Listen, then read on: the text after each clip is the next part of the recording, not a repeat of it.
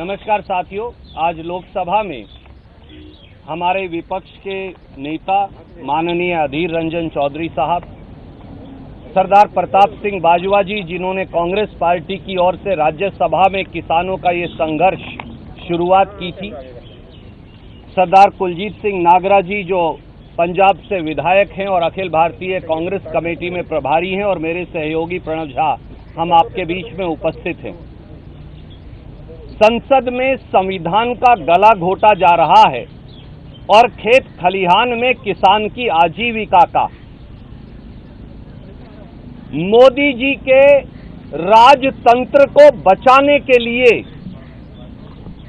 देश में और संसद में प्रजातंत्र को खत्म किया जा रहा है, उसकी हत्या की जा रही है। मोदी सरकार को कमेरे वर्ग से कोई लेना देना नहीं, वो अपने चंद फाइनेंसरों को बचाने में लगी है। मोदी जी ने देश की संसद को भी अपने तानाशाही गुजरात मॉडल में तब्दील कर दिया है और लोकतंत्र को एक तंत्र में बदल दिया है। Elected democracy has now become one sided autocracy. धक्केशाही और तानाशाही से परंपरा, मर्यादा, विपक्ष की आवाज, किसान की पुकार, हर तरफ उनकी हत्या हो रही है। संसद और संविधान मोदी जी इस बात के लिए माफ नहीं करेगा। जिस प्रकार से आज सुबह कांग्रेस समेत दूसरी पार्टियों के 8-8 सांसदों को राज्यसभा में एक तरफा तरीके से सस्पेंड किया गया, जिस प्रकार से किसान के काले कानूनों का विरोध कर रहे हमारे सब साथियों की आवाज दबा दी गई, जिस प्रकार से संसद के अंदर किसानों के नुमाइंदों की और खेत और खलिहान में किसान और खेत मजदूर की आवाज दबाई जा रही है, मोदी जी ये देश आपको कभी माफ नहीं करेगा। हमारे सीधे सवाल हैं, 62 करोड़ किसानों के भाग्य का फैसला करने वाले काले कानूनों पर मत विभाजन मांगना क्या पाप या असंसदीय है? काले कानूनों पर डिवीजन मांगना गलत कैसे हो सकता है? संसदीय प्रणाली की अव्यवस्था कैसे हो सकती है? मार्शल बुलाकर सांसदों को धक्के मारकर निकालना क्या संसदीय प्रणाली है? राज्यसभा टीवी और उसका ऑडियो बंद कर देना आपको पहले ही बाहर निकाल रखा है, क्या प्रजातांत्रिक परंपरा का हिस्सा है?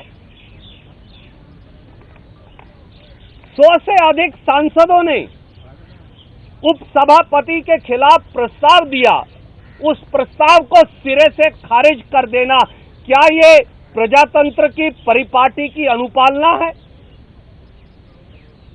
क्या 62 करोड़ किसानों की जिंदगी का निर्णय बगैर वोट के डिवीजन के हो सकता है? क्या किसान के संगठनों की राय लेना अनिवार्य नहीं? क्या किसानों के इन सब नुमाइंदों की बात सुनना जरूरी नहीं? मोदी जी, देश की संसद को गुजरात मॉडल में बदलना बंद करिए।